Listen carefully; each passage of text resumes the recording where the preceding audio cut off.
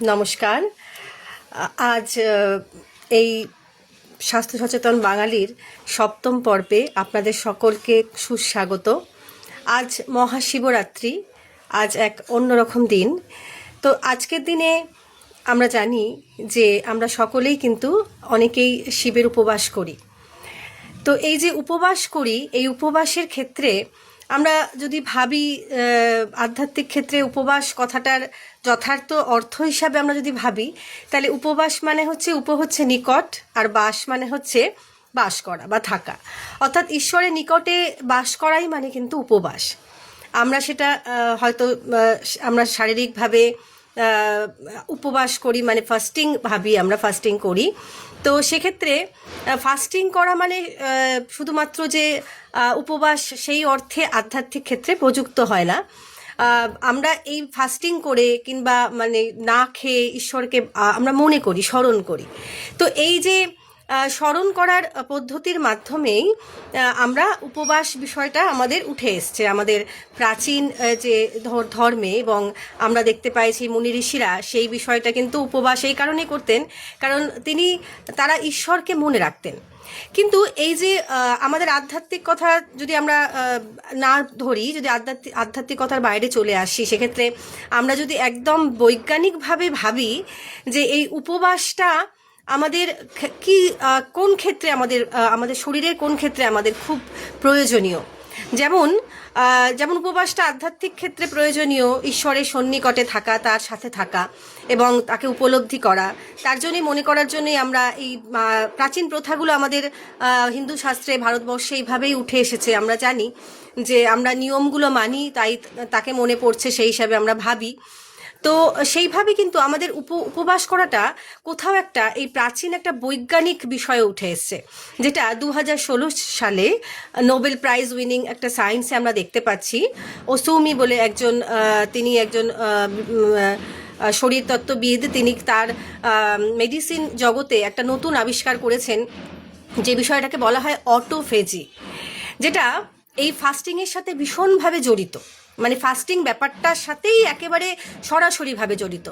সে সায়েন্সটা এরকম যে আমরা যদি 12 ঘন্টা মোটামুটি না খেয়ে থাকি, অর্থাৎ ফাস্টিং করি বা উপবাস করি, তাহলে আমাদের শরীরের ভিতরে যে সিস্ট বা টিউমারগুলো রয়েছে, যে সমস্তগুলো যেইগুলো আমাদের শরীর জমা করে ফেলেছে, হ্যাঁ, যেগুলো আমাদের বিভিন্ন অনিয়মের ফলে আমরা শরীরের মধ্যে জমা করে ফেলেছি, তো সেইগুলো কি করে, তা সেগুলোর মধ্যেও তো অনেক প্রোটিন থাকে, ভিটামিন থাকে, সমস্ত যা যা আর কি একটা খাবারে থাকে সব কিছুই থাকে। তো তখন আমাদের শরীর কি করে, সেই টিউমার বা সেলগুলোকে বা যেগুলো আমাদের স্টোন হয়ে যাচ্ছে সেগুলোকে ভেঙে সে নিজেই সেটা খেয়ে নেয়। অটোফেজি কথাটা একটা গ্রিক কথা, যেটার অর্থ হচ্ছে সেলফ ইটিং, মানে নিজেই খেয়ে নেওয়া। তো এই যে উপবাস করাটা, যেমন আমাদের প্রাচীন যেমন ধর্মে, আমরা হিন্দু ধর্মে দেখছি, কিংবা হিন্দু ধর্ম কেন বলবো, যে কোনো ধর্মেই উপবাস বিষয়টা আসে। তো আমরা যেমন দেখছি, তেমন এই বিষয়টা কিন্তু আমাদের ভীষণভাবে কিন্তু আমাদের শরীরের সাথেও ভীষণভাবে যুক্ত। কিন্তু কিছু কিছু ক্ষেত্রে আমাদের একটু ভাবতে হবে যে উপবাসটা তো করলাম, কিন্তু উপবাসটা কেমনভাবে করলাম। মানে আমরা জল খাই না, সারাদিন উপবাস করে ফেললাম আর কি, মানে একদম জল না খেয়ে থাকলাম। হ্যাঁ, তার ফলে কিন্তু আমরা জানি যে আমাদের স্টমাক থেকে যে HCl, হাইড্রোক্লোরিক অ্যাসিড, যে আমাদের প্রডিউস করে, সেটা কিন্তু আমাদের অ্যাসিডিক রিয়াকশন তৈরি করে আমাদের পেটের মধ্যে। আমরা যখন খাবার খাই না, তখন কিন্তু সেটা থেকে যায়।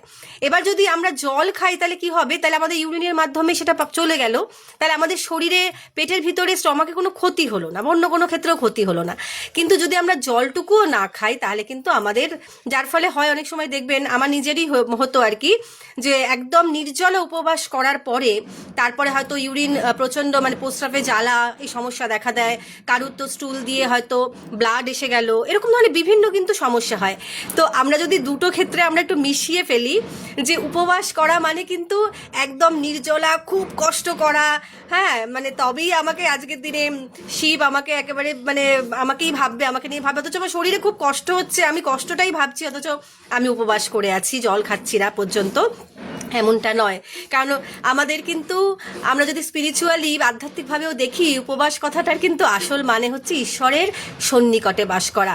আর শিব কিন্তু আমাদের খাদ্য বিষয়টা দেখেন না, তিনি মনের ভাবটাই দেখেন না, যে কোনো ঈশ্বর মনের ভাবটাই দেখেন। আমরা যদি পাঁচালিগুলো পড়ি বিভিন্ন, আমরা দেখবো কিন্তু ঈশ্বর মনের ভাবই দেখেন। তিনি কিন্তু আমরা বাইরে থেকে কতটা কি আড়ম্বর দিয়ে পুজো করছি, কিংবা আমরা কতটা কিভাবে আমরা উপোস করছি, সেটা কোনো কম্পিটিশন ব্যাপারটা নয় যে আমি নির্জলা করলাম, ও ফল খেয়ে ফেললো, ভাত খেয়ে ফেললো, অচ্ছুত হয়ে গেল, ব্যাপারটা কিন্তু তা নয় আজকের দিনে। তাই জন্য আমার মনে হলো যে এই উপবাস বিষয়টা নিয়ে আমি একটু বলি, কারণ এক তো আধ্যাত্মিকতার সঙ্গে ভীষণভাবে যুক্ত উপবাস বিষয়টা, তার সঙ্গে সঙ্গে কোথাও সায়েন্টিফিকভাবে উপবাস করাটা ভীষণ দরকারি।